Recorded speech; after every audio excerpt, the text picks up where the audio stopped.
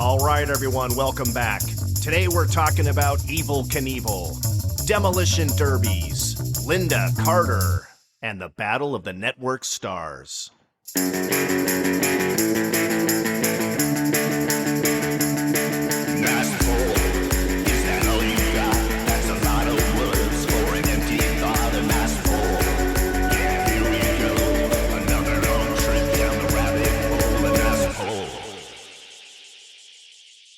So, Chris, I've mentioned this before many times, but I am really kind of upsettingly addicted to Instagram.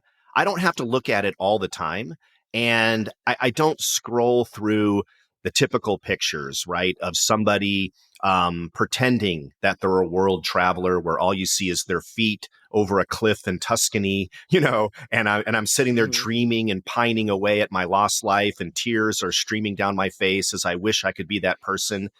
No, I realize that's all fake. But what I seem to have on my algorithm lately, no surprise, is all this 80s and 70s reminiscent type stuff, right? Apparently, you and I are not the only ones, right? There's so many Gen Xers on Instagram in particular that are reminiscing about the good old days.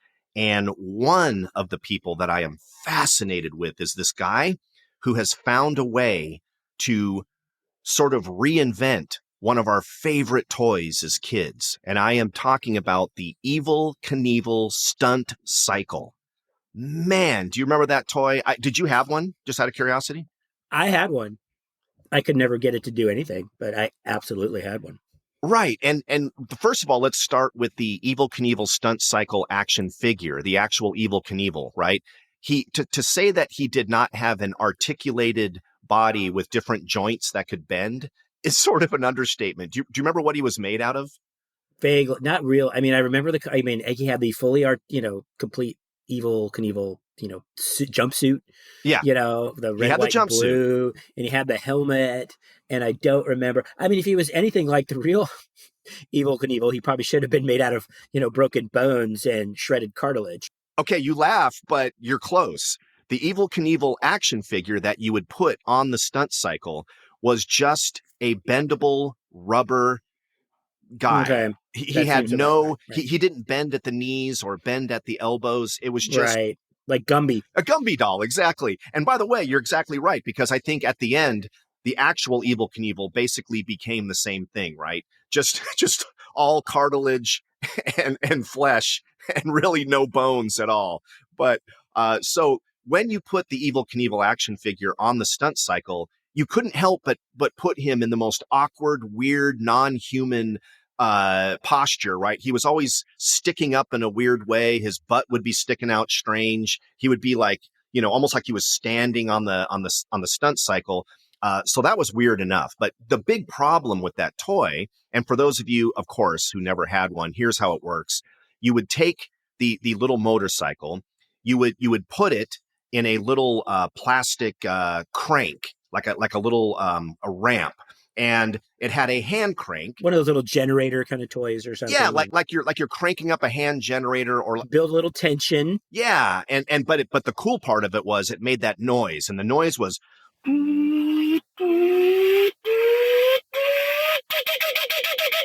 right. It would just it was almost like a zoo Sunday at Farrell's, but a little more motocross, right? And once you released it, he would shoot from that little crank. Right. And just go hauling ass in some direction. Now, you might be able to get him to jump off of something, but usually it was pretty shitty and he would crash into something. It was very similar to the real Evel Knievel. This guy on Instagram has found a way to crank that Evel Knievel stunt cycle engine way harder than the specs from whatever toy company made it, right? Kenner never thought that you would ever be able to crank it this hard. So I think he's using almost like an electric drill. He's cranking the stunt cycle so hard that when it releases, he's able to get this thing to do epic jumps. He sets up these jumps, Chris, where the ramp itself is like 20 feet long, and he has, pretend plastic buses. He has it going over hedges, over the top of his minivan. and landing perfectly on the other side of his swimming pool with just like a picture perfect landing. As God is my witness, it's almost as exciting as a real Evel Knievel jump. And he does it in multiple angles. And it is, I can't even tell you, I just relive the thrill of what that toy should have been every time I watch one of his videos. And it never gets old. I can just do it again and again and again. But here's the question I have for you. Is the real Evel Knievel, in my mind, as I'm racking my brains, I only remember him eating shit. I don't ever remember Evel Knievel actually completing the jump. Did you ever see him do a successful one?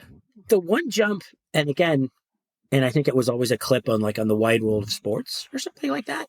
And I think he jumped, I don't know what it was. And I think, again, if you want to pull back to previous episodes, there was an episode of Happy Days where the Fonz jumped over something in the Arnold's parking lot, and obviously inspired by the popularity of Evel Knievel at the time. He jumped over me. I think it was the fountain at Caesar's Palace, fountain. Yeah. And he made it and turned into a just, I don't know, I guess the word, a cartwheeling ragdoll when he landed, right? And flipped literally head over heels, just boom, multiple times. The motorcycle goes on. That's the only one I ever remember him making. And suppose it looked like, and I don't know how many, I'm guessing you could probably look it up. Maybe if we did actual research, instead of just pulling stuff from the dark corners of our minds. We know how many bones he broke on that particular, how he even could walk, right? People get paralyzed with a lot less. But I remember seeing that jump over and over and over again. And everything else was all reputation, right? Was all school buses, was all at demolition derbies, and then culminated by a rocket jump, right? Over Snake River Canyon. Right. And it wasn't a motorcycle. So which is the first part, because he's going to jump a canyon, right? And then it was just it's impossible in a motorcycle. So he's going to use some sort of customized little rocket, right? Which right away is even then I'm going, but that's not a motorcycle. It's okay. He's strapping himself into some sort of custom-made rocket that they made in their garage, maybe like a plane that John Denver made that he eventually crashed into the ocean in. But anyway, that I remember, and I think that he didn't make it, but he survived. But other than that, Evel Knievel was the original crash test dummy, as I can think of, right? He was just sort of blowing up and getting hurt, but just, again, healthy enough to try it again. And then he had what? Yes, he had toys. I want to say there was a TV show, maybe a Saturday morning cartoon. He was asked anybody from our generation, probably, and everybody knows the name Evel Knievel. They can't really name 3 successful things that Evel Knievel did, and you probably couldn't name 3, right? Other than branding himself. It was all about the image, yeah. And let's not forget, his jumps inspired millions and millions of kids, just like you and me, to do really stupid things, right? Every time Evel Knievel did a televised jump, the very next day, out comes the plywood. Every single kid on your street is building makeshift jumps with the shittiest bicycles on the planet. Well, if you were me, it was the shittiest bicycle, a Huffy Thunder Road. My poor parents, they didn't know better. They thought they were doing me a huge favor. Chris, this thing, I don't know if you know about how bicycles are built, but you can do 2 things to build a bicycle. You can weld pieces of tubing together to make a proper bicycle, or you can use a crimper, where you basically just squeeze 2 pieces of metal together with pliers. I had a crimped bicycle. To say that thing was almost like the IKEA of bicycles, right? Barely put together with an Allen wrench. And here I am trying to do a jump, that is just, it's a piece of plywood with splinters and nails sticking out of it. There's no way I'm going to stick the landing. For a fact that my chin is going to end up right in the gutter, which it did every time. And broken teeth, smashed face, road rash. And we would just get up and we do it again. But here's a statistic, Chris, I don't think you can believe. Check this out. Make a guess. How many successful jumps do you think Evel Knievel made in his career? I know it's hard to do because, like you said, you and I only saw the bad stuff where he ate shit, but take a guess. I'm going to say 3. Yeah. So 168 successful jumps. 168 Really? successful jumps. Most of these were at local fairs Okay. and rallies and or whatever, like road rallies. not not the kind of rallies we have today. These were like, like at road events, where there was like cars and stuff, but before sporting events. And I think the biggest Achilles heel for Evel Knievel was he was unable to say no. There was one famous case where he knew that he could jump the number of buses that they had lined up for him at one of these events, and they just had to add one more. And he said to the reporter right before he jumped, "I'm pretty sure I'm not going to make it. I know what this bike can do. I don't think I can clear that." And sure enough, he hit the last bus and ate shit and broke everything, just like he does every time. But he just, he would always do the double thumbs up from the hospital bed, and it always looked like a cartoon, right? His legs would be in a cast, his body would be in a cast, and he's like, "I'm okay." It's just, the guy just never said no. And dude, a rocket, like you said, Chris, who built that fucking rocket? It's not like there was a bunch of rockets already in existence and people were constantly using them to travel places rocket. and jump. Yeah, the Honda rocket or the Suzuki rocket. This was a complete backyard makeshift lawnmower engine piece of shit that he was somehow supposed to trust and get in. And again, his only weakness, Superman had kryptonite. Evel Knievel's weakness was his inability to say, "No, this just isn't probably a good idea." Right. And what happened? He almost died. It didn't even come close to getting across the canyon. And he ends up, deploying the parachute and almost drowning in the Snake River below. Well, I'm stunned that he had that many successes, but then it probably makes sense because he probably had all those before he got those. None of those were televised, right? So once he started getting oh yes, I can jump the fountain in Caesar's Palace, or I could jump a canyon. That's why I remember the failures, right? Because there was nobody televising from some place in Kentucky or Wichita that, that somebody was, like I said, nobody was there. There was no coverage of it, but when you think about some of these things, and I think eventually they called them like trashed sports, right? When you had your Evel Knievels, we also had demolition derbies, right? They also had drag racing. Do you remember drag racing? Which is literally like kind of like two dudes like sitting on it, equivalent of a rocket, and they're going to race for 100 yards, and a parachute would have to come out, right? To sort of, and again, those were, and again, they were for a while, for a minute, they were drag racing and funny cars, right? They would, all those sort of things that were, again, with the demolition derbies and the motorcycle jumps, and those things all made their way eventually to television and to like the wide world of sports, which was nowadays, if you had a wide world of sports, it would really be, there'd probably maybe, not a lot of machinery, right? Maybe there'd be some car races, Formula One or something like that, or stock cars. But these guys, like I said, the funny cars, the drag racing, the demolition, all this stuff that sort of existed, and, because, and the same kind of stuff. And I think that's like why stock cars got popular, because people wanted to see crashes, right? So people were like, there's really no excitement, I think, if Evel Knievel makes it. It's really the anticipation is like, what if he does it? Right? It's like you wanted to see, the train wreck. Of course. I mean, that's the whole reason people tune in is, will he make it? Won't he make it? And you're right. I mean, the demolition derby, that's genius, right? Because they just skip to the punchline. Nobody gives a shit. We just want to see absolute chaos and mayhem and damage to cars. And for those of you that don't know, a demolition derby is basically, 7 or 8 cars on a track purposely crashing into each other, trying to disable each other. Just like today we have the battle bots and the robot wars, but except these are actual humans with very little safety equipment, purposely getting into head-on collisions with each other at high speeds for the pleasure of the gladiator audience, right? And then remind me again about funny cars. Chris, what was an example of a funny car? Weren't they just insane cars where they could lift up the entire body? They had way oversized engines, and they would oftentimes have flames coming out the back. And a funny car just basically meant a car that was spec'd out to cartoon level, right? Just like this thing should be Dick Dastardly car from the Wacky Races, but somehow it's a real car, right? There was like, I think there were two, they were rivals. They were called the Mongoose and the Snake.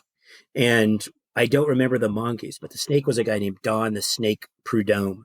And I think they raced their funny cars, and you're right. It was kind of like a real life Transformer, sort of predated the Transformer. Yeah. So it's like, you're gonna look at this car that probably can't drive for, probably burns its entire tank of fuel in, 50 seconds or something like that. They have that now. I mean, they have the monster truck rallies, and everything's outrageous and oversized and wrong proportions and does all kinds of crazy things. But back then, I guess it was the funny car. It was just on a smaller scale, right? Right. It was the funny car, the drag races, and the dragsters, and the Demolition Derby. The Demolition Derby, now they think about it, again, we talk about the Fonz, right? And jumping over, school buses in the Ertles parking lot. There was also a Demolition Derby episode of Happy Days. So they were just like, man, they had sharks, right? And they had Evel Knievel. Again, here we are going back to Happy Days, but pulling on the zeitgeist of the time, which was like, all these trash junk sports. And, and those were, again, on the wide world of sports, or that's the only thing you could see them. Now you could probably see them anywhere. I do remember, you're right. By the way, I can't believe how many times we have somehow made a reference to Happy Days. It's bizarre, but you're right. Maybe because, like you said, it went for 9 or 10 seasons, for God's sake. Right. They did every single thing in pop culture. But I now remember the Demolition Derby episode because there were brothers who were famous in the Happy Days world, a famous demolition team. It was like the Marachi brothers or the Malacho brothers. So they had like the Malachi brothers. It was always, and by the way, did you ever notice in Happy Days that all of the sort of mysterious people or villains or the hot girls, they always had, Pinky Tuscadero and Arthur Fonzarelli and the Malachi brothers. It's always like, ba-da-ba-ba. I don't know, was Gary Marshall Italian? I never understood obsession with the I think he was Italian. Actually. Oh, he was. Okay, well, there you go. Yeah. Okay. Yeah, and I think and Pinky Tuscadero, again, nice pull, because that goes right back. That was the Demolition Derby episode. Oh, was it? Okay. Yeah. Okay. Yeah. And the Malachi brothers, which now I think today would be pronounced Malachi. Would probably be. And by the way, Malachi. By the way, a perfect example, Pinky Tuscadero. Let's talk about her for just one quick second, because we all drooled over her as kids. We thought, oh my gosh, this woman that had the signature pink top, which I think was always tied off at above the belly, big deal. Like white hot pants. Normally only Barbara Eden could pull off the belly look, right? And then the white tight pants, like she was working at Cheetahs. Exactly. And the legs, of course. But here's my point in saying all of this is, wasn't she like already in her early 40s? I mean, it just seemed like, why were we drooling over her? I mean, I'm sorry, but I think she was already almost a middle-aged woman at the time. And again, this just goes back to our constant theme of they would cast people that were way older than the part that they're playing, right? You can't tell me, like I said before, that any of those kids in the movie Grease were even. There was a guy who was supposed to be, what his name was on the Grease. One of the T-Birds. Yeah, and he was 37 years old trying to play an 18-year-old. What are they thinking? Right. Am I wrong? Right. She was super old, right? Am I wrong? No, you're absolutely right. And even when her little sister Leather came in a couple seasons later, so, Leather Tuscadero, you got Pinky, you got Leather, and she was same thing. She was like from a reform school or something like that. Right. Which they talked about in those days. But she was also like trying to be a musician, and same thing. It's like, what was this, reform graduate school? Because she looks pretty old, it's like she did. 17. And by the way, props to her, because you guys, that is Suzie Quatro, who many people don't realize this, but yeah, thank you. Suzie Quatro was a really kind of a badass musician, and she would sell out huge venues, and she was a big deal for a long time during the 70s. I mean, do you think she's legit for sure? Did she hate Joan Jett? No, I think you're right. That would be a great rivalry, but I think they were friends, and as they should be. But Suzie Quatro, right? Yeah. Anyway, yeah. But but that's the whole thing. Like a lot of those, again, if you look at those trash sports, and if I'm offending anybody by calling them trash sports, well, what are you calling a trash sport? Define yourself. What's a trash sport? Again, it's like they're like, is this really a sport? Cars crashing into each other, people burning up. People again, the crashing and burning, which is like sort of the, maybe called a crash sport. That was really the allure, right? You didn't want to see somebody succeed. You wanted to see them literally flame out. So, but again, my apologies to anybody for if I offend anybody. But that, Chris, I'm going to tell you right now that if somebody is offended from the Demolition Derby / funny car world, then I'll take the heat, man. I'll take any troll from the Demolition Derby world. I feel like I'm prepared to take them head on. So hit me up, Demolition Derby world. Send all of your complaints to where, Chris? Where should they send their complaints? nicepolpod@gmail.com. That's nicepolpod@gmail.com. Yeah, or go listen to NPR. You'll be much happier. Exactly. Why were those, those kind of shows, much like reality shows, why are they popular, or why the networks like them? Because they're cheap, right? They're cheap to produce. They're not, but those led into like stuff that was also on TV. Battle of the Network Stars. Let's talk about that for a second. And again, keeping in mind that there was only like 3 networks, right? Now, if you had Battle of the Network Stars, it would have to be like a series, right? It wouldn't be one special because how many networks are out there. But so the 3 TV networks and stars put together and like these sort of teams, they were teams, to compete. And what do they compete in? Flag football, like a 400-meter relay, the swimming, right? The frisbee throw. Yeah, that's right. Although my favorite sport of all of these was, and I never considered this a sport until there was the dunk tank, right? Where that's right. Yeah. Who knew when you were going to the Halloween carnival and you were like trying to throw 3 softballs and dunk, the vice principal in something, who knew that was a sport? Right. No, we didn't know at the time that was a sport, but man, yeah, suddenly get Heather Thomas to show up to an event, and now, buddy, you've got a sport. Right. Yeah. Any excuse to get Heather Thomas or Lynda Carter into and let's face it, they were there. You go. They were very safe. They were one-piece bathing suits made out of essentially, I don't know, wax paper. They were pretty thin, but let's put them in the dunk tank. And so let's see if, I don't know, Robert Conrad can dunk Heather Thomas. That's right. And somehow score points for his team.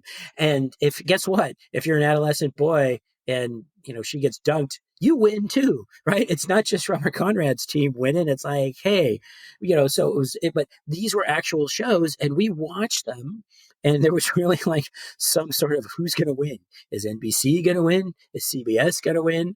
And, the battle of the network stars, I think battle was really kind of an interesting term to use at that point. But, and even the stars, like who picked the stars? Were they contractually obligated?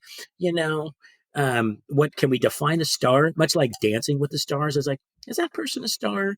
Okay, I guess they needed to fill out their team.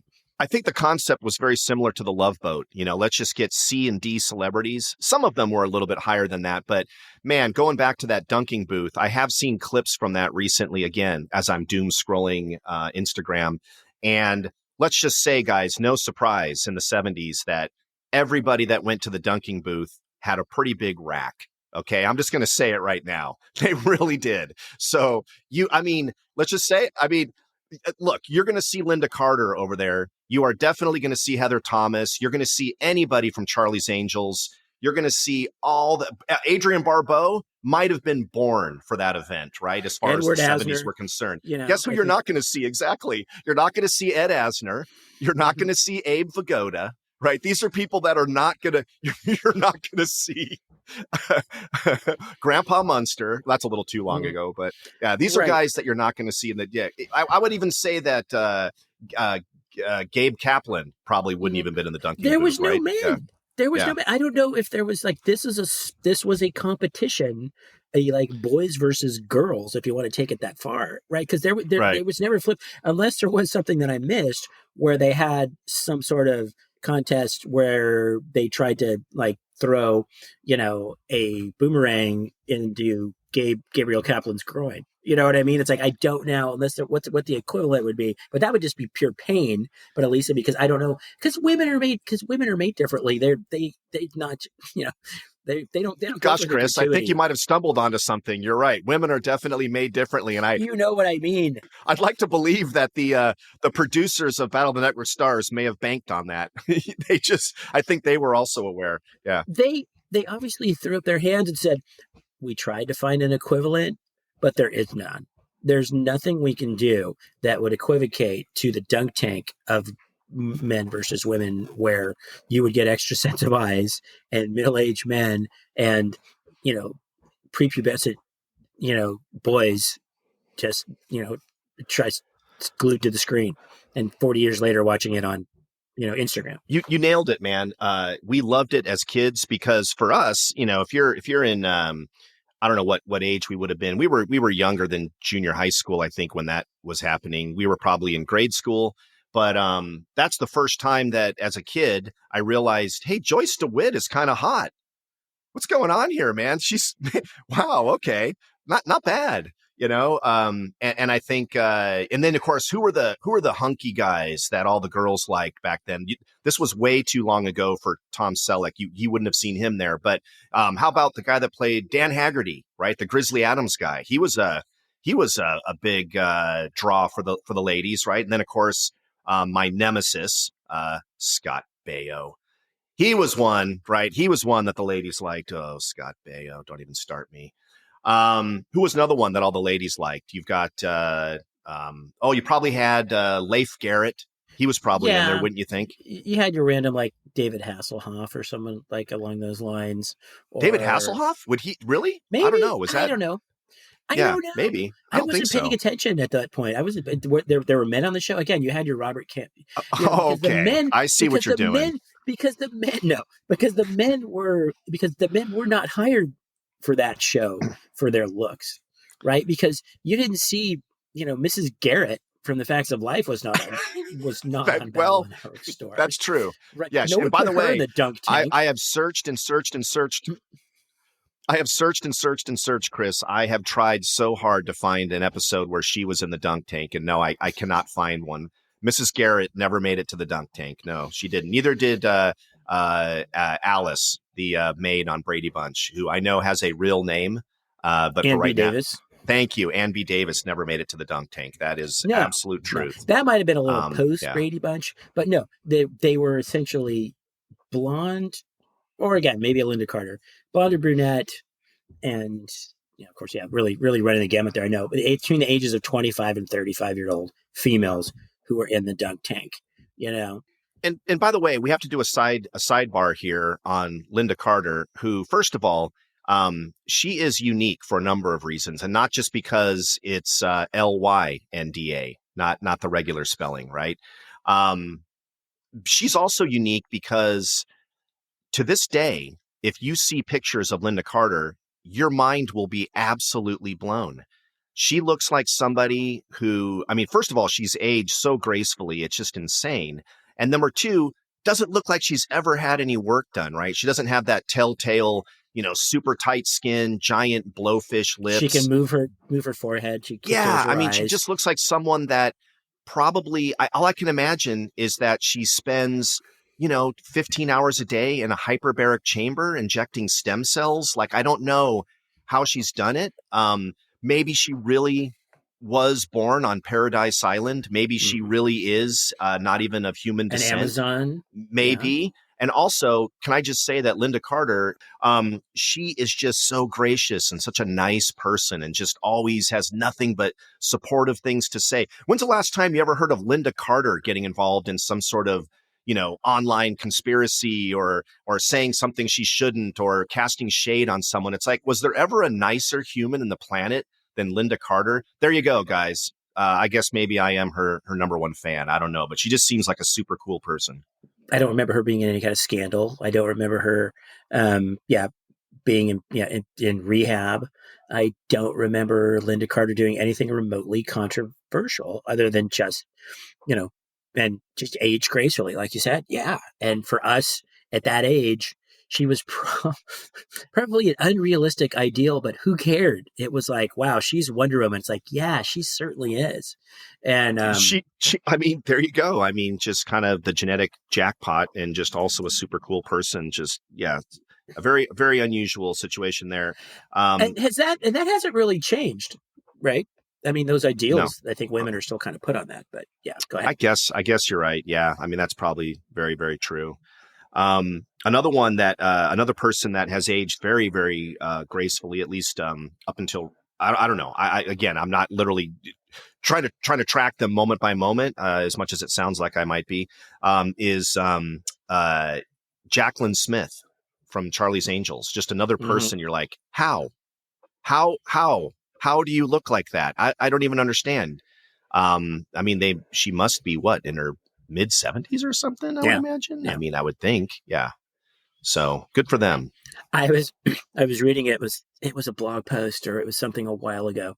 Hard to say, a guy named Bill Simmons, and he's flying on, he's getting on first class flight, or getting on a flight, and he's sitting at first class. And keep in mind, this is a guy it fits in our demographic, probably a couple years younger than we are. And he asked, he's like, first there's some open, he was like getting in, there's open seats, and he's like, oh, and he's like, can I sit in that one actually instead, and kind of first class. They're like, sure. So he moved to that one, moved his seat over so he could window seat or whatever. And then from his seat, and then someone comes and sits down in the seat next to his previous seat. And it was Jaclyn Smith. Wow. And he was like, yeah, he wrote about it saying like one of the biggest mistakes of his life. This Gen X kid who grew up watching Charlie's Angel have like a cross country flight sitting next to Jaclyn Smith. And he was now across the aisle from Jaclyn Smith. I want us all to put ourselves into that situation, right? Because it almost doesn't matter if you sat next to Jaclyn Smith when she was maybe in her late 20s versus 50s, 60s, or 70s. She just always seemed like a great example of always seemed like a super cool person, never involved in any controversy, always has nothing but supportive things to say about people, from what I can tell. But I can't even imagine sitting next to her, regardless of what part of her life she's in, and trying to figure out, how do I start a conversation? And what would be going through my mind? Okay, I can't mention Charlie's Angels. She's probably heard that a million times. Oh my God, what do I do here? What do I do? Do I say, well, nice weather we're having, or airplanes, go figure. Do you want my peanuts? These peanuts, boy, nowadays, man, back when I was a kid in the 70s, they would give you a whole meal. I don't know. Do I do that? How do I work it in? How do I get her talking? Especially in that context where somebody's paying a lot of money to sit in that seat. And especially in that context where there's nothing you could possibly give them that they couldn't get sitting in first class, whether it would be, hey, do you want my peanuts? It's like, peanuts, I'm eating a salmon. Hold on. What'd you say? Okay. Gotcha. Right, peanuts, but I see. That whole, right. I think, yeah, you're right. I mean, what could you, but here's the thing. And could you talk to someone like that about Charlie's Angels? Because you were in there, when Charlie, again, that was the thing that Charlie's Angels blew up about when we were in fifth grade or whatever it was. Yeah. And it was a phenomenon. Right. And going back, or even essentially looking at it, it was, really this cliched, poorly written show based on a premise of, okay, you got three, attractive women working for a man who they've never seen, who puts them out, sends them out on these dangerous escapades. And they're always wearing, and it was pure, and they knew what it was. They called it jiggle TV and all that kind of stuff. And it worked. It was a top rated show, which would get the people the highbrows. It's this is the top rated show. It's you're giving the people what they want. Right. Or at least giving part of the audience what they want. But actually, I can remember in fifth grade, little girls wanted to be like them, right? It's always that sort of thing. So then the young guys want to watch them. So it's kind of this, this works for both ends. Well, I had my own experience where one of my first newspaper jobs, and I get assigned to an interview with Roddy McDowell Okay. And who we all know, Roddy McDowall, who was a star, right? The Planet of the Apes, right? Was in 4 of the 5 Planet of the Apes movies. He was not in the second one for some sort of availability issue or something like that. So I go to interview Roddy McDowall, and I'm supposed to ostensibly talk about, Fright Night 2 and what compelled him to come back to. There were so many unanswered questions from the original Fright Night to come back for the sequel. Anyway, I asked the publicist, can I ask him about Planet of the Apes? Does he talk about Planet of the Apes? And he's like, nobody ever asks him. He loves to talk about it, and people think that he's embarrassed or ask him. And I was like, okay, cool. And I did. I started asking him, and the bulk of the time we talked about Planet of the Apes because nobody ever asked him. Because by this point, he was probably 70 years old and had been a child actor and was best friends with Elizabeth Taylor and all this kind of stuff, right? And at that point, he was in Fright Night and on Hollywood Squares, right? Or had been on Hollywood Squares. And so it was so I had the best, I interviewed 2 celebrities in my journalistic career, Roddy McDowall, and I'll get back to a Happy Days reference, Marion Ross, Mrs. C. Wow. But Roddy McDowall was... Did you ask Marion Ross about Planet of the Apes? Sorry. How did you never end up? I asked her about the Malachi brothers and asked her about Pinky Tuscadero and if she really thought she was a slut. But anyway, no, I didn't ask her any of those. Rest in peace. Is she alive? I don't even know if she's still alive. Pretty sure she is. Yeah, I think so. Right. She went to San Diego State, actually. And again, that's where it ended up, how I ended up interviewing Marion Ross, because she was getting some alumni award. So anyway, so who knows? Could you do that? Okay, then let me ask you, I'll put you right on the spot right now. If there's somebody from that era, you found yourself sitting, you're like, hey, there's 2 seats on the flight left, Jeff, and you're getting one of them. Who from that era would you want to sit next to? I know instantly who. I wouldn't even have to think twice about it. And it has nothing to do with Battle of the Network Stars or even TV shows. Mark Mothersbaugh? No, I've seen enough Devo concerts to feel like I know Mark Mothersbaugh well enough that I don't have to actually say hi or shake his hand.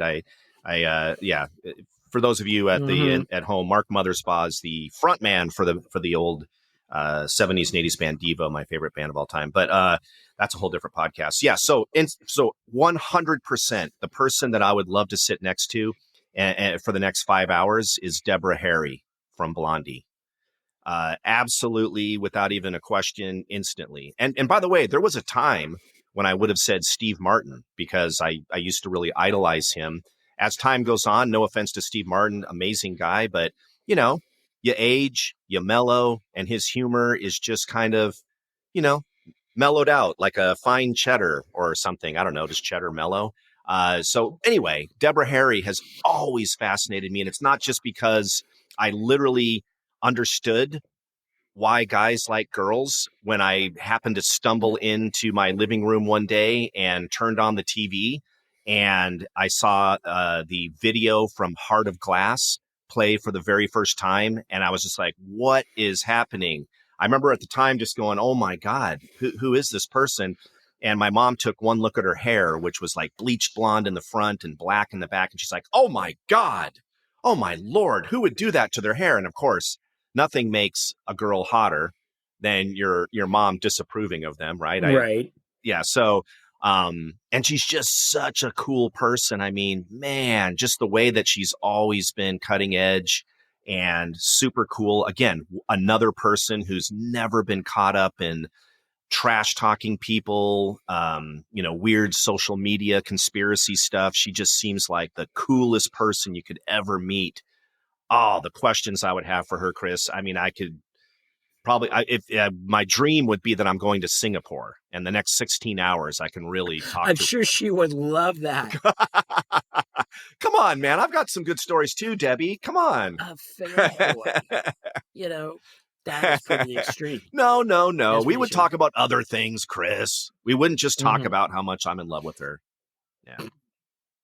How about you? What would be your? What does anybody come to mind immediately? Well, yeah, you name it. It's like mine would have probably been, like I said, if I had to pick somebody specifically from that era, would have been Steve Martin, and nice. That you already mentioned, and because for the reasons that I remember watching, literally being a kid and having older brother and sister, and they're watching, Saturday Night Live, and when it came out, and so watching his progression. And my brother had comedy albums, right, which are something that comedy albums. You think about it, was like, do you remember comedy albums? Like you'd sit and just listen to an album, and not knowing what, especially the first. It's one thing to like have music and songs and listening, and everybody's kind of hanging out, but listening and like waiting for the jokes, waiting for the punchlines, and not knowing, what I mean? You're kind of like, it's, I guess it's like what people did in the days of radio, right? Because you're visualizing or whatever. But so Steve Martin going from this stand-up comedian and this Saturday Night Live host to this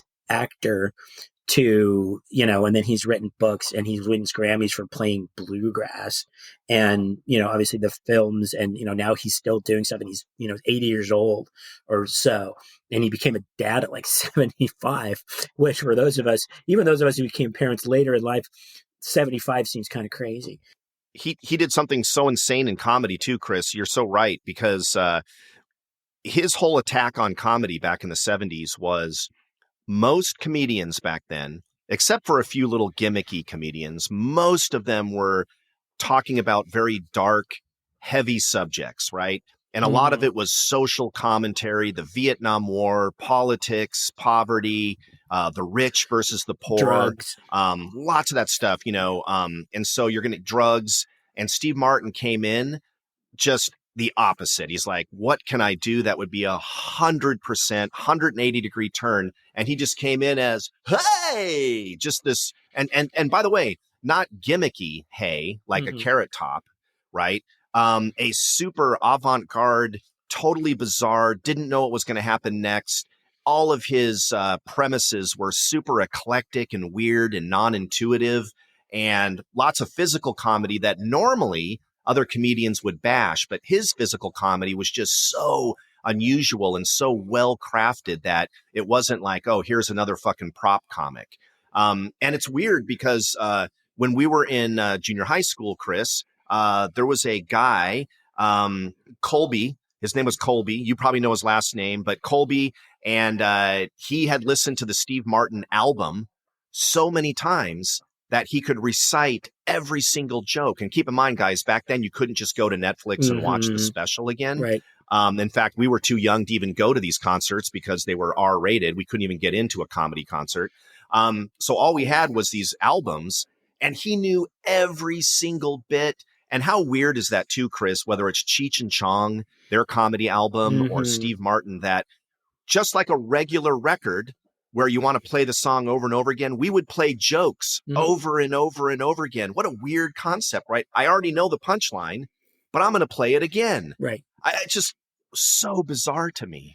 But anyway, yeah, Steve Martin was just such a breath of fresh air back then, and it really, amazing. Right. But if I were to be with Deborah Harry, my only point being is with her, man, I would love for her to open up about just, other bands, like what it was like to be with the Ramones, what it was like to hang out with, whoever back in the day, whether it was Joan Jett or maybe run-ins with the Sex Pistols, who knows? I mean, I just figured she's got to have the most insane New York 1970s and 80s stories of all time, Right, so, right. I guess pick your poison, right? Absolutely, but yeah. Absolutely. Hanging out with Andy Warhol and all that kind of stuff. And that, yeah, exactly. That, where with Steve Martin, I'd be asking, how did you choose between the bunny ears and the arrow through the head? Exactly. And how many white suits did you have? Was it the same white suit, or did you have just like a whole closet full of them? But, I'm also going to make a quick statement here that's maybe unfair to Steve Martin, but he's been pretty clear about the fact that because he is so popular and everyone that sees him on the street wants to talk to him, he does kind of a clever thing. He just hands you a card that says, hi, I met Steve Martin. I found him to be wonderfully blah, blah, blah. Yeah. And I will never forget this moment. And so I get it. It's clever. You can't sit there signing autographs, but I do get the sense that Steve Martin is not the kind of guy that would want to chit chat for hours and hours and hours with somebody.